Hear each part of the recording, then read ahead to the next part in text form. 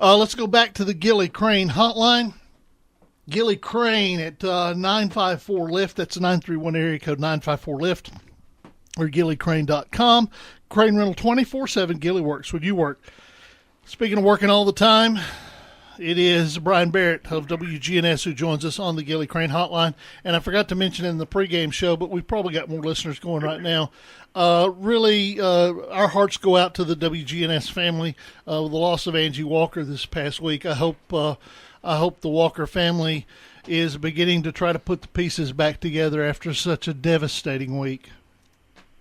Yeah, it has been, I guess, really one of the more difficult weeks that you could ever imagine. And putting those pieces together, that's going to take forever. That's one of those forever changes, you know. And but with each day, things seem to get a little more manageable. So that's just what you have to do with those tragedies. You just got to put distance between you and it.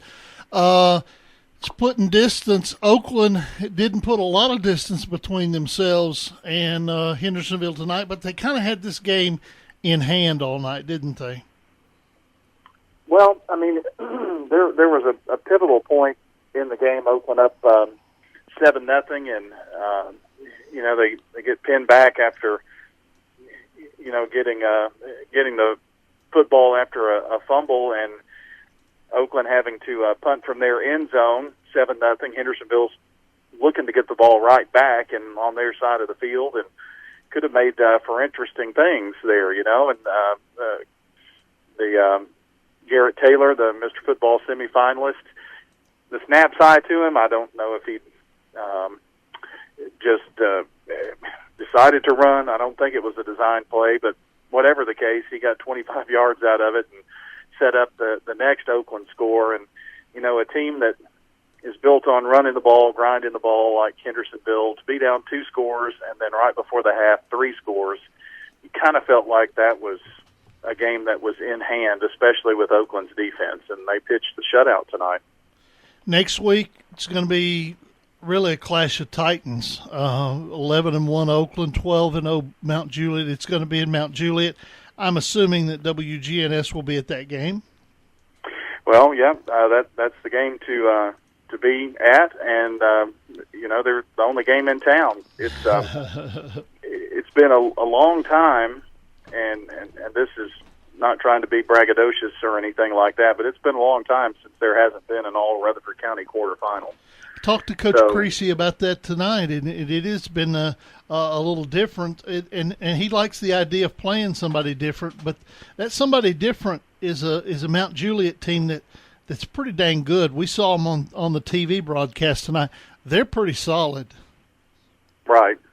And it will certainly be a challenge, but what do you expect in the 6A quarterfinals? I mean, you expect the 8 best football teams in the state.